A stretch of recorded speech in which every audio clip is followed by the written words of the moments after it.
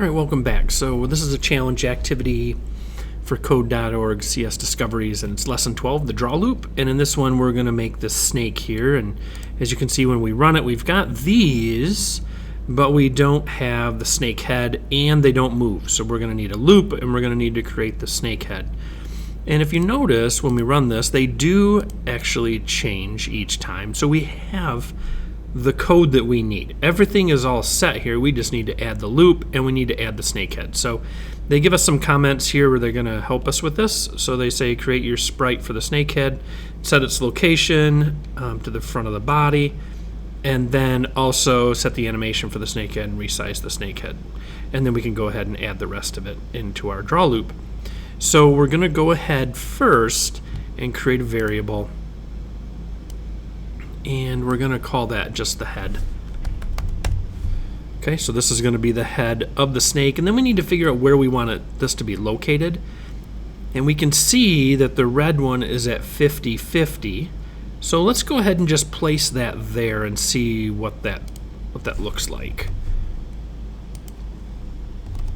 And then what we're going to need to do, obviously, is set that animation. And again, you want to make sure that you have this spelled correctly, and it's the same as this variable.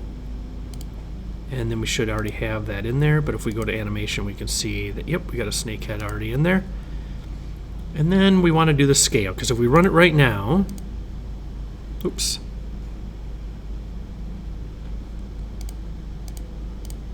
It's at the same location, which is not what we want. So let's actually change this a little bit. Let's do 200. Because, yeah, that's not going to work for us. Oh, let's set the scale here, too. Let's take care of that. And let's make it like 0.25. And we should probably make that 0.25. All right. Okay, so now still don't have it showing up. Oh, but then we got to have a draw sprite down here. So let's just go ahead and add that for right now, because we didn't need it for this because these are not sprites. So there's the head of our snake. That looks pretty good to me. Okay, so now what we want to do is add our draw function in here.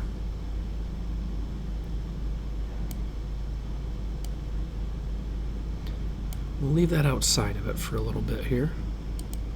So now what we need to do is just draw, bringing all these things in. Now make sure as you do this that these are all kind of in the same order.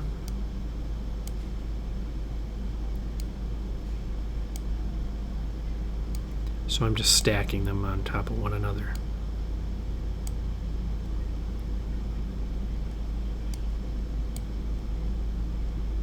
And we want to put that draw sprite in here too.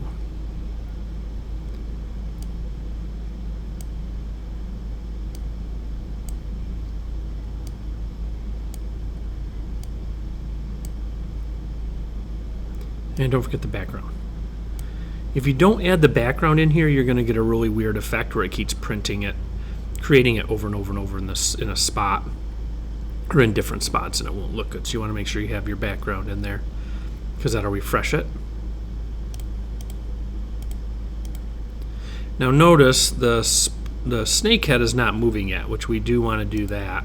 So we're going to add to kind of mimic what these are doing, right? So see how all these random numbers, there's the Y location for all these. So let's go ahead and we will drag in for the sprite. We're going to do sprite.y. And we're going to do the head of the snake. And then what we're going to do is drag a random number. And we're going to say, see how most of these are 190 to 210? So we're going to do the same thing. Oops. And then 210. So basically what's happening is every time it runs, it's picking a number between 190 and 210. And that's how you're getting that effect that it's, moving like a snake. There we go. So we just had to change the Y for our sprite, and then we just had to add these to our loop. All right. All right, hopefully that helps you with your coding, and good luck.